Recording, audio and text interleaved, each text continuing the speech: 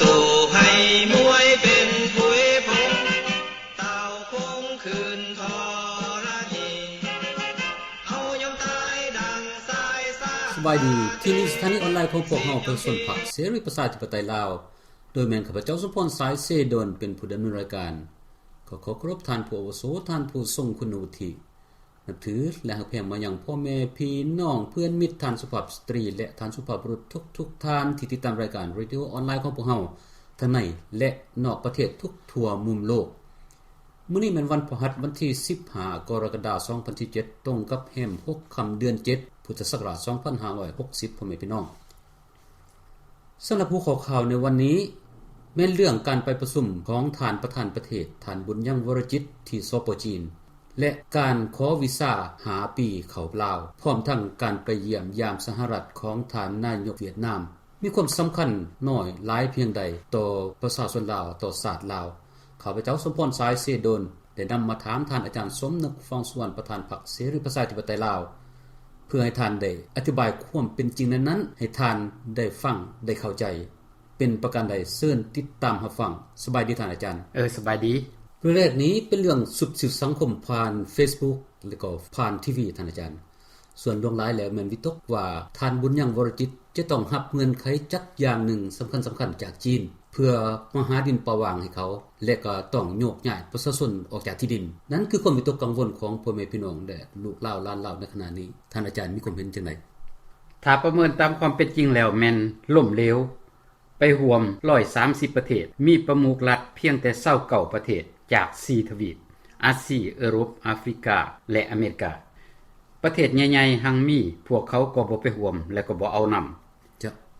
สป.จีนทุ่มเทเงินจำนวนมหาศาล60ตื้อหยวนให้แก่ประเทศที่กำลังพัฒนาและองค์การจัดตั้งสากลที่เข้าร่วมโครงการเส้นทางสายใหม่แต่มีหลายประเทศอยู่แอฟริกาอเมริกาลาตินยุโรปและอาเซียบ่เอานำพวกเขาเห็นว่าการลงทุนของจีนบ่โปร่งใสบ่จริงใจเอาเปรียบหมู่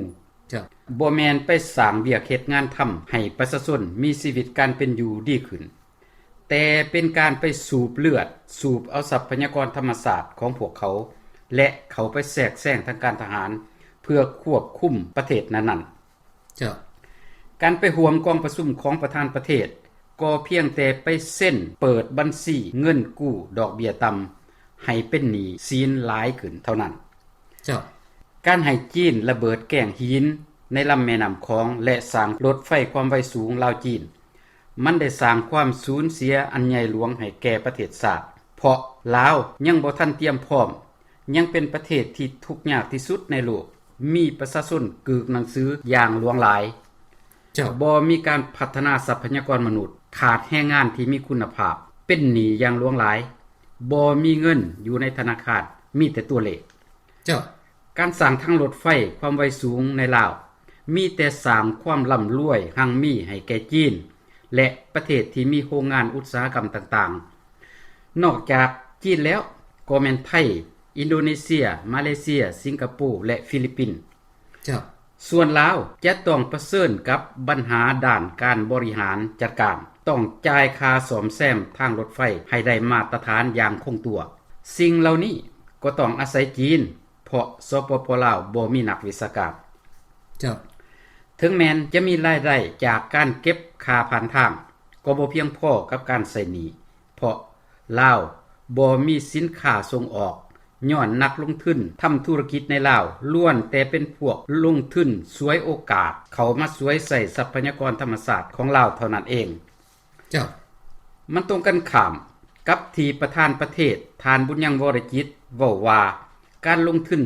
กับจีน2ฝ่ายต่างก็ได้รับผลประโยชน์นำกันแบบวินๆอันนี้เป็นการคำนวณที่ผิดพลาดที่สุด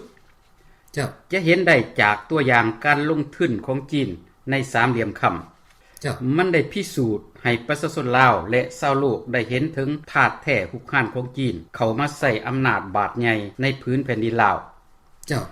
บ่มีประเทศใดดอกอยู่ในโลกนี้ที่จะอนุญาตให้จีนมาตั้งรัฐจีนขึ้นอยู่ในประเทศของตนคือกันกับสปป.ลาว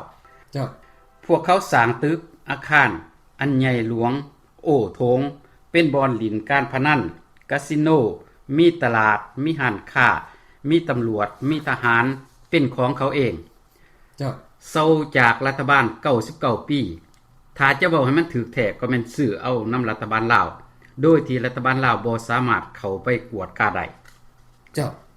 เป็นหยังยาเสพติดจึงหลั่งไหลเข้าประเทศไทยอย่างหลวงหลายก็เพราะมันมีแรงผลิตอยู่ทางภาคเหนือของลาวบอนผลิตมันอยู่หันซึ่งพวกเขากำลังติดตามอยู่และเป็นหยังยาเสพติดจึงผ่านเส้นทางต่างๆเหล่านั้นได้ เจ้า มันบ่เพียงแต่เป็นแรงฆ่ามนุษย์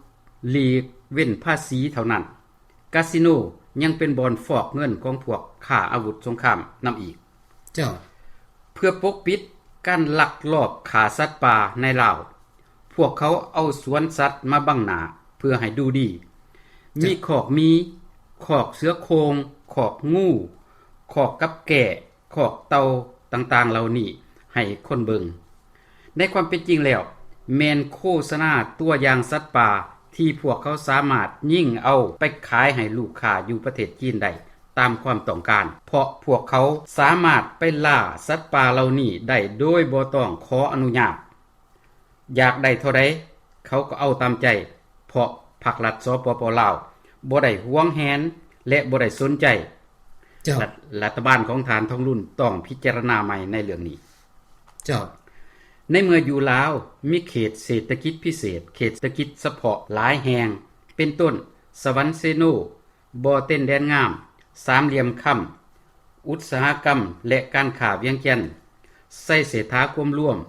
ผู้เขียวบึ้งถาดหลวงลองแท่งเวียงจันทน์ดงโพสีและทาแขกซึ่งแมนจีนเป็นผู้ลงทุนอันดับหนึ่งนำเอาคนจีนเข้ามาอย่างหลวงหลายตามแผนควบคุมลาวทางด้านเศรษฐกิจของพวกเขาก็ยิ่งเป็นภัยอันตรายต่อความมั่นคงของชาติ เจ้า การลงทุนของจีนมีแต่สร้างความทุกข์ทรมานสร้างความเจ็บปวดและโกรธแค้นให้ประชาชนเหลือที่สุดจะเป็นด้านกสิกรรมปลูกกล้วยด้านการสร้างเขื่อนก็เช่นเดียว เจ้า ประชาชนเฮ็ดเวียกอยู่สวนกล้วยส่วนหลวงหลายมาจากทางไกลย้อนเจ้าของสวนกล้วยไปตัวเอาว่ามีเวียกดีเวียกง่ายมวนซืนจ่ายดีและเวลาเจ็บเป็นก็จะได้รับการปินปัวตามระเบียบการปลูกกล้วยแต่แล้วบ่ปฏิบัติตามการตกลงเลยเวลาเจ็บเป็นก็เอาแต่ยาฟินมาให้กินหรือให้สูบเพื่อแก้ปวดเท่านั้น เจ้า เวลาไปฉีดยาขาหญ้าก็พาให้เจ็บตับและมึนเมาเหลือที่สุดพวกเขาประชาชนพรรคเสรีประชาธิปไตยลาวรู้สึกเป็นห่วงต่อสุขภาพของลูกหลานที่ย่างตามพอไปฉีดยาโดยที่บ่ฮู้จักว่าภัยอันตรายจากสารพิษต่างๆเหล่านั้นจะมาเฮ็ดให้พวกเขาเจ็บเป็น เจ้า การสร้างเขื่อนก็เช่นเดียวจีนสร้างเขื่อนเพื่อให้แขวงนั้นๆได้มีไฟฟ้าใช้แล้วก็เอาคนจีนเข้ามาทำธุรกิจสร้างความร่ำรวยหังมีให้แก่พวกเขาประชาชนยกย้ายบ้านโดยที่บ่ได้รับค่าตอบแทนเท่าที่ควรพวกเขาต้องเป็นคนอพยพอยู่ในประเทศของตนบ่เลิกบ่แล้วจักเถื่อ เจ้า ตอนต้นเวลาปลดปล่อยใหม่ก็ให้ปฏิบัตินโยบายเอาบ้านน้อยโค้มบ้านใหญ่เพื่อสะดวกในการเฮ็ดนาร่วมหมู่สร้างสังคมนิยมโดยบ่ผ่านทุนนิยม เจ้า แต่ต่อมาสัมผัสให้ย้ายบ้านตื้มอีกโดยอ้างว่าต้องพัฒนาประเทศให้ทันสมัย เจ้า และเดี๋ยวนี้ก็ให้ย้ายตื้มอีกย้อนการสร้างเขื่อนน้ำจะขึ้นมาท่วม เจ้า ขอให้รัฐบาลฐานท้องรุ่นได้เบิ่งการยกย้ายของประชาชนนี่นำกันว่าพวกเขามีความทุกข์ทรมานหลายปานใด เจ้า ทั้งหม่างเฮือนเก่าทั้งขนเครื่องเฮือนทั้งเอาสัตว์เลี้ยงน้อยใหญ่เป็ดไก่งัวควายเข้าใส่เหือขึ้นไปอยู่บอนใหม่โดยที่บ่ฮู้ว่าบอนนั้นจะมีดินปลูกฝังเพียงพอหรือบ่ เจ้า พวกเขาประชาชนพรรคเสรีประชาธิปไตยลาวได้ออกมาตอบต้านการลงทุนของจีนก็เพื่อรักษาความเป็นศาสตร์เอกราชอำนาจอธิปไตยพื้นแผ่นดินอันครบถ้วนไว้ให้ลูกลาวหลานลาวในอนาคตสืบต่อไป เจ้า รัฐบาลทานท้องรุ่นต้องเอามาตรการเด็ดขาดต่อกลุ่มคนบ่ดีเอาพรรคมาบังหน้า สร้างผลประโยชน์ส่วนตัวขายชาติสร้างความเดือดร้อนให้ประชาชนและต้านสากลรวมทั้งกลุ่มคนเสนาที่ส่งเสริมเอาจีนเข้ามานำด้วยขอขอบใจเจ้าคำถามต่อไปนี้อิงตามเรดิโอที่ผ่านมาท่านอาจารย์ว่าเรื่องขอให้ลาวนอกได้เขาไปเยี่ยมยามลาวถึง5ปีบางพวกว่า3เดือนก็พอตายแล้วบางคนว่า2ปีหรือ3ปีก็พอแล้วสิอยู่ไปหยังเหิงหลายแท้เขาเอาไปลักค่าทิ่มไผสิฮู้นำว่าจังซั่นก็มีท่านอาจารย์แล้วท่านอาจารย์มีความเห็นเป็นจังได๋คำเห็นของท่านก็เป็นคำเห็นที่ว่าหลายคนสนใจว่าสะท้อนเจ้าแต่ใดๆก็ตามพวกเฮาอยู่ประเทศเสรีความคิดและการกระทำมันก็ย่อมมีการแตกต่างกันเป็นเรื่องธรรมดาเจ้าพวกเฮาเห็นว่าถ้าพวกเฮาหักจมอยู่ในความเจ็บปวดความทุกข์ทรมานที่พวกเฮาได้พบเห็นในอดีตผ่านๆมาบ่เลิกบ่แล้วจักเทื่อความคิดและการกระทำของพวกเฮาก็จะบ่มีความก้าวหน้าเจ้าบ่ไปฮอดไสเหมือนกระปูไตดงเกี่ยวไปเวียนมา41ปีแล้วก็ยังคือเก่าเจ้าพวกเฮาต้องเปลี่ยนยุทธศาสตร์เปิดใจให้กว้างแก้ไขปัญหาให้ถึกจุดและแก้อย่างภาวะวิสัยจึงจะก้าวไปสู่ความสำเร็จได้เจ้าการเปิดใจให้กว้างก็คือการยอมรับฟังคำเห็นของผู้อื่นเพราะมีหลายอันที่เฮาเฮ็ดได้คนอื่นเฮ็ดบ่ได้เจ้าและตรงกันข้ามมีหลายอันที่คนอื่นเฮ็ดได้เฮาเฮ็ดบ่ได้เจ้า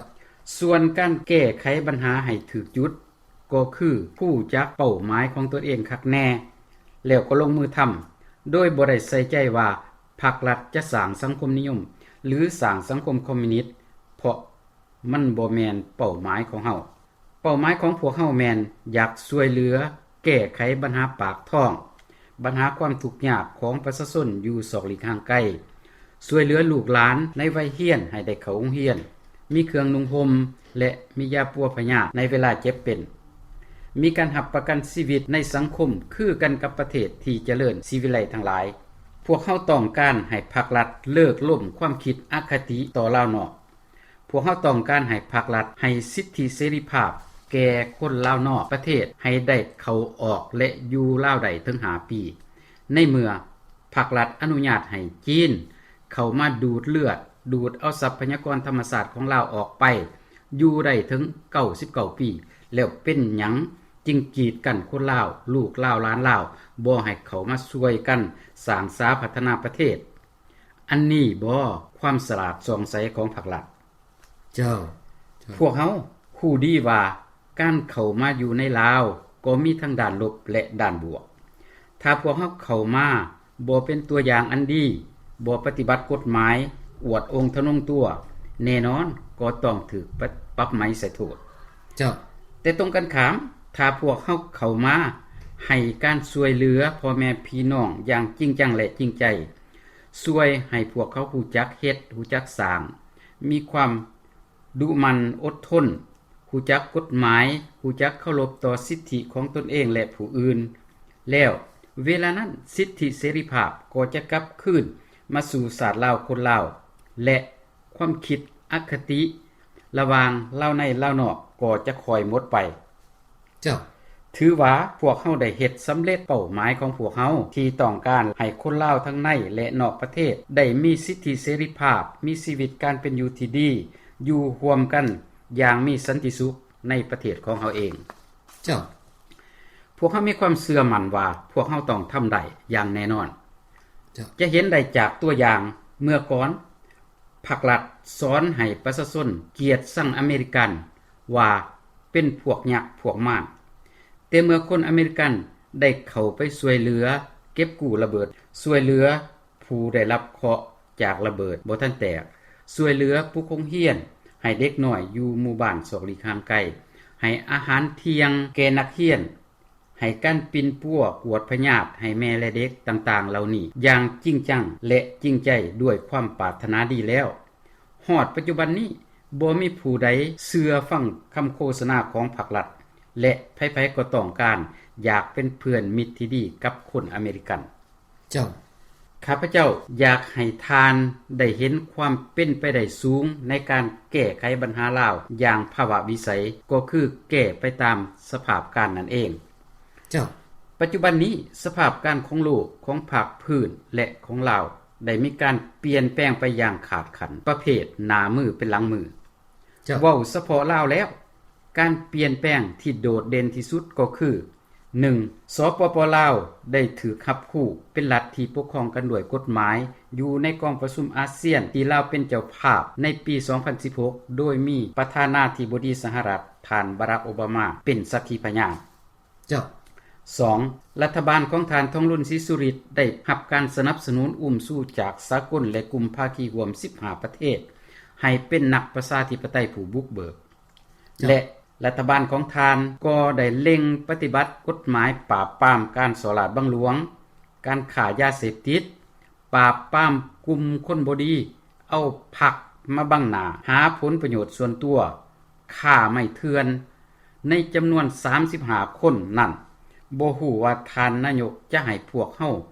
ให้เจ้าหน้าที่ EIA เอามาดำเนินคดีหรือจะปาไว้ก่อนเจ้าพวกเขาขอบใจที่ทานหามการขาใหม่แต่ก็ยังบ่ทันแก้ไขปัญหาศาสตร์ได้ย้อนยังมีการสอลาดบังหลวงอยู่เจ้า 4. สสเวียดนามก็ได้ให้คนเวียดนามมีสิทธิเข้ามาอยู่ได้5ปีในประเทศของเขาอันนี้ก็เป็นขอสะดวกให้แก่สปป.ลาวที่มีเงื่อนไขปฏิบัติได้อยู่ในลาวและ5การไปเยี่ยมยามสหรัฐของนายกรัฐมนตรีเวียดนามชี้ให้เห็นถึงบาทเลี้ยวประวัติศาสตร์ก้าวเข้าสู่ศักราชใหม่ศักราชที่เวียดนามได้กลายเป็นพันธมิตรกับสหรัฐอย่างเต็มรูปแบบถ้าภาครัฐมีน้ำใจรักชาติเสียสละกล้าหาญแล้วก็บ่มีอันใดจะเป็นอุปสรรคในการโค่มลาวครั้งยิ่งใหญ่ในประวัติศาสตร์นี้ได้ขอขอบใจเจ้าข้อต่อไปนี้คนคอมเมนต์เข้ามาล่วงหลายสมควรท่านอาจารย์แล้วก็มีคนหนึ่งถามมาว่าสบายดีท่านอาจารย์สมนึกนายกของเวียดนามซึ่งเป็นนายของลาวได้มาอเมริกาแล้วได้ผลเกินคาดเมื่อเวียดนามมาอย่างนี้ท่านคิดว่าจะมีผลดีต่อลาวหรือบ่ขอความเห็นแน่ว่าท่านอาจารย์การไปเยี่ยมยามสหรัฐของนายกรัฐมนตรีท่านเงียนชวนฟุกได้รับความสำเร็จอย่างใหญ่หลวงทางด้านการเมืองเศรษฐกิจการค้าการลงทุนอย่างมหาศาลนี่ถือว่าเป็นชัยชนะอันใหญ่หลวงของลาวเหมือนกันในการไขประตูประเทศต้อนรับการกลับคืนมามีบทบาทของสหรัฐในภาคพื้นเอเชียตะวันออกเฉียงใต้สสเวียดนามก็ต้องการให้สหรัฐที่เป็นผู้ร่วมพัฒนาสร้างสันติภาพในภาคพื้นได้เข้ามาอยู่ข้างบ้านของเขาก็คือเขามาอยู่ในลาวเพื่อสร้างความกำเกิงต้านการหุกห้านอิทธิพลของจีนด้วยการขุดผู้ถมทะเลและแล้วเดินหน้าขยายอำนาจศาสตร์ใหญ่เข้าไปสู่ประเทศต่างๆในภาคพื้นเอเชียตะวันออกเฉียงใต้ที่สหรัฐรับเอาบ่ได้เจ้าความสำเร็จของนายกรัฐมนตรีเวียดนามที่น่ายกย่องสรรเสริญก็มีหลายอย่างนอกจากการต้อนรับอย่างอบอุ่นและมีเกียรติจากประธานาธิบดีสหรัฐท่านโดนัลด์ทรัมป์แล้วท่านยังได้พบกับบุคคลสำคัญอีกหลายท่านเป็นต้นเลขาธิการสหประชาชาติรัฐมนตรีกระทรวงการคลังรัฐมนตรีกระทรวงเกษตรสหรัฐนอกจากนั้นก็ยังได้พบกับผู้แทนการค้าพบกับห้องประธานธนาคารโลกและบุคคลสำคัญของสหรัฐทั้งนักการเมืองระดับประเทศและนักธุรกิจอีกด้วยเจ้าความสำเร็จอันนี้ก็สืบต่อมาจากนโยบายขอซื้ออาวุธสงครามจากสหรัฐและก่อนหน้านี้ก็มีเลขาธิการพรรคท่านเงียนฟูจองและเจ้าหน้าที่ระดับสูงของเวียดนามหลายท่านได้มาเยี่ยมยามสหรัฐเหมือนกันเจ้าเดี๋ยวนี้เวียดนามบ่ได้เป็นศัตรูของพวกเฮาอีกแล้วย้อนการปฏิบัติตามเงื่อนไขขอซื้ออาวุธสงครามจากสหรัฐมีนโยบายบ่แทรกแซงลาวปาให้ลาวแก้ไขปัญหาของลาวด้วยกันเองตามแนวทางสันติวิธีเจ้าดังที่พวกเฮาได้ออกแถลงการไปแล้ว ฉบับที่351ลงวันที่29พฤศจิกายน2012ว่าสัญญามิตรภาพลาวเวียดหมดคุณภาพเจ้าแต่แล้วก็มีผู้กล่าวหาพวกเฮาว่าฝันกลางเว้นกินยาพิษซ่องพร้อมศัตรูบางคนก็ส่งยาแก้ประสาทอัลไซเมอร์ไปให้ทางออนไลน์เจ้าเดี๋ยวนี้ก็พิสูจน์ได้แล้วว่าทุกอย่างที่พวกเฮาได้เว้าไปนั้นเป็นความจริงทุกประการเพียงแต่บ่เห็นประจักษ์ตาไว้ทันใจของพวกทานเท่านั้นแล้วเจ้าเมื่อสสเวียดนามเปลี่ยนมาเป็นพันธมิตรสนิทแน่นกับสหรัฐอย่างเต็มรูปแบบแล้วพรรครัฐสปป.ลาวก็ควรเดินตามสสเวียดนามเพื่อให้เป็นไปตามเป้าหมายการปฏิบัติยึดอำนาจของพวกทานที่อยากสร้างเมืองลาวให้เป็นประเทศเอกราชหังมีเข้มแข็ง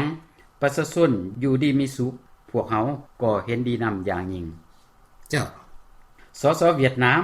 บ่แม่นเป็นผู้ขัดขวางการสร้างความสามัคคีปองดองศาสตร์ของลาวการมีเวียดนามอยู่ในลาวปัจจุบันนี้ก็เพื่อช่วยปกปักรักษาแผ่นดินลาวบ่ให้กลุ่มคนบ่ดีในคณะรัฐบาลเอาไปขายให้จีนเจ้าเมื่อใดลาว2ฝ่ายสำเร็จการเต้าโฮมสามัคคีกันแล้วชาวเวียดนามในลาวก็ต้องกลับคืนประเทศปฏิบัติตามกฎหมายสากลอย่างแน่นอนเจ้าตรงกันข้ามผู้ที่ต้านยันขัดขวางการสร้างความสามัคคีปองดองศาสตร์ของลาวในปัจจุบันนี้แม่นกลุ่มคนบ่ดีในคณะรัฐบาลที่เอาพรรคมาแอบอ้างบังหน้าเพื่อสร้างความร่ำรวยให้แก่ตนเองจุ่มเจือวงตระกูลของพวกเขาเจ้า2แม่นสป.จีนที่มีนโยบายเอาลาวเป็นเมืองขึ้นทางด้านเศรษฐกิจภายใน24เดือนในเบื้องต้นและเอาลาวเป็นที่เบส2ในบั้นปลายเจ้าและ3แม่นนักลงทุนเอกชนของไทย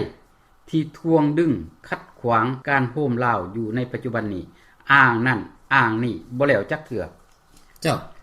ถึงอย่างไรก็ตามทานทองรุ่นต้องยุติกลุ่มบุคคลเหล่านี้เพื่อให้สามารถข้ามผ่านไปสู่การโฮมลาวครั้งยิ่งใหญ่ในประวัติศาสตร์นี้ได้ทานบ่ต้องย่านจีนดอกพวกเฮายืนอยู่ข้างทานพวกเฮาจะต่อสู้ทุกรูปแบบบ่ให้ลาวตกเป็นที่เบส2ของจีนได้อย่างเด็ดขาดขอขอบใจเจ้าต่อไปท่านอาจารย์มีหยังอยากจะฝากถึงรัฐบาลและเพื่อนร่วมชาติในและนอกประเทศก็ขอเชิญท่านอาจารย์ข้าพเจ้าขอให้ทานนายกรัฐมนตรีทานทองรุนศรีสุริตและทานห้องประธานประเทศทานพันค่ำวิภาวันได้พิจารณาขอเสนอของพวกเฮาประชาชนพรรคเสรีประชาธิปไตยลาวเพื่อผลประโยชน์ของชาติของประชาชนตามทางควรดังต่อไปนี้ 1. ขอให้เล็งปฏิบัติแผนสร้างความสามัคคีปองดองชาติตามที่สากลและกลุ่มภาคีร่วม15ประเทศได้ชี้แนะตักเตือนภาครัฐให้ออกมาโอ้ร่วมกับพวกเฮาเพื่อพร้อมกันแก้ไขปัญหาศาสตร์ที่มีอยู่ในปัจจุบันนี้ให้ลุลงไปได้ด้วยดีก่อนที่จะหมดโอกาสเจ้าพวกเฮารู้สึกหนหวยต่อการเมินเสยของพวกทานแต่พวกเฮาก็ยังปฏิบัติตามทิศทางของสากลยึดมั่นในการแก้ไขปัญหาอย่างสันติวิธีอยู่จนกว่าพรรครัฐจะบอกพวกเฮาอย่างเป็นทางการว่าพวกเฮาเป็นศัตรูของพวกทานเวลานั้นพวกเฮาก็จะได้ทบทวนนโยบายของพวกเฮาคืนใหม่เจ้า2ขอให้ทานนายกและทานห้องประธานประเทศได้ทบทวนคืนนโยบายของจีนตื่มอีกจงได้ยุติการหุกห่านของจีนเพราะเดี๋ยวนี้พวกเฮากำลังสูญเสียความเป็นชาติสูญเสียสิทธิเสรีภาพในการเป็นเจ้าของประเทศจีนบ่เพียงแต่มีตำรวจมีทหารเป็นของเขาเองอยู่ในเขตเศรษฐกิจเท่านั้นพวกเขายังเข้ามาแทรกแซงทางทหารเป็นที่ปรึกษาในกองทัพและปัจจุบันนี้ก็ตั้งบริษัทรักษาความปลอดภัยขึ้นเพื่อควบคุมลาวให้อยู่ในกำมือของพวกเขาเจ้า 3. ขอให้คนลาวนอกประเทศได้มีสิทธิเสรีภาพเข้ามาอยู่ในประเทศลาวของเฮาเพราะมันสอดคล้องกับนโยบายสร้างความสามัคคีปรองดองชาติอย่างสันติวิธีแบบบัวบ่ให้ซ้ำน้ำบ่ให้คุณเจ้าและ 4. เมื่อเวียดนาม